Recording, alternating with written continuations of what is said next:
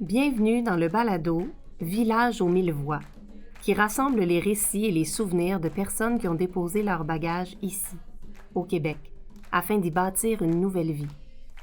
Les histoires ont été collectées dans une classe d'adultes en francisation dans le cadre d'un projet de médiation culturelle visant à leur donner une voix.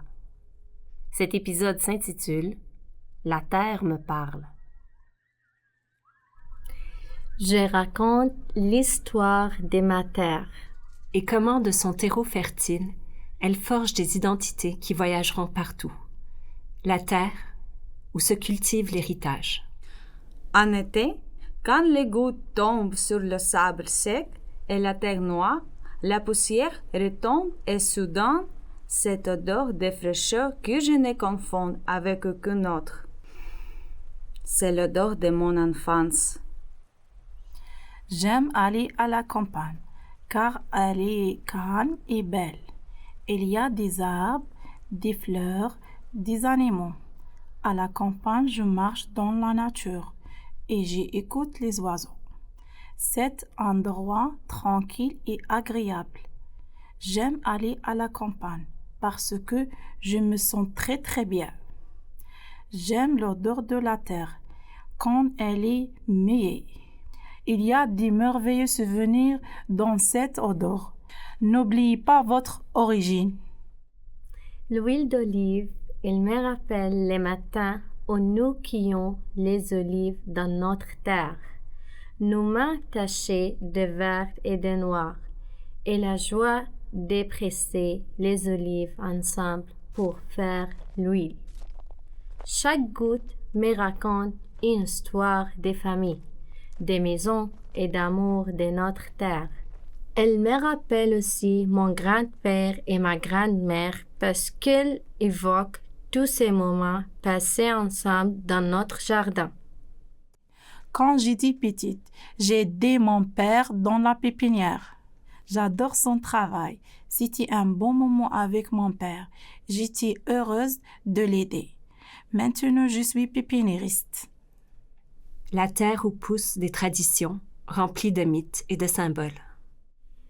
Quand j'étais petite, à chaque Aïd, on donnait du chocolat aux visiteurs. Une fois, mes frères et moi, on a mis 2 cubes de bouillon de poulet dans les paniers de chocolat. Des personnes ont mangé les cubes en pensant que c'était du chocolat. نان سرما ou même froid en français représente l'hiver. Elle nettoie et organise la maison en attendant le printemps et Amunorouz, l'oncle qui accueille le renouveau. Au printemps, ma mère ramenait toujours des jasmins à la maison. Après quelque temps, l'odeur de la jasmin se répand partout. J'adore cette odeur car elle me rappelle mon enfance. Dans mon village, la fleur appelée Brahma-kamal dégage une odeur très agréable qui emplit les maisons.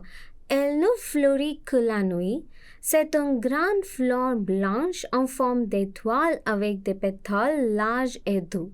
Son odeur me rappelle la maison de ma grand-mère. J'en ai apporté une de mon village et je l'ai plantée ici. Je me rappelle l'odeur du thé qui me fait penser à mon grand-père. Quand j'étais petite, mes parents n'avaient pas beaucoup de temps. J'y grandissais avec mes grands-parents.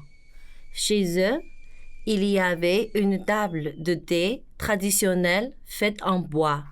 Elle était une finesse exceptionnelle. Il avait un petit animal en peluche sur la table.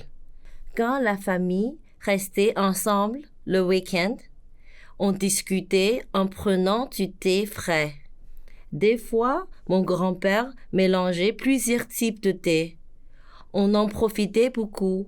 C'est comme si le thé me disait « Je suis un symbole de ton pays qui te rappelle ta famille ». La terre qui se porte comme une fierté. Je viens du Kazakhstan avec un foulard décoré de l'ornement national kazakh qui reflète la culture nomade, la nature et la vision du monde kazakh. La terre qui s'incarne, du bout des orteils jusqu'à la racine des cheveux. Quand j'étais enfant, ma maman me faisait des tresses. Une fois, j'ai dit, je veux faire des tresses aussi. Comme ma maman, j'ai commencé à faire des tresses sur la tête de mes petites sœurs et j'ai réussi. Maintenant, je peux gagner de l'argent avec ça. La terre vit en nous. Elle nous suit partout. Et vous, qu'est-ce qui vous lie à votre terre?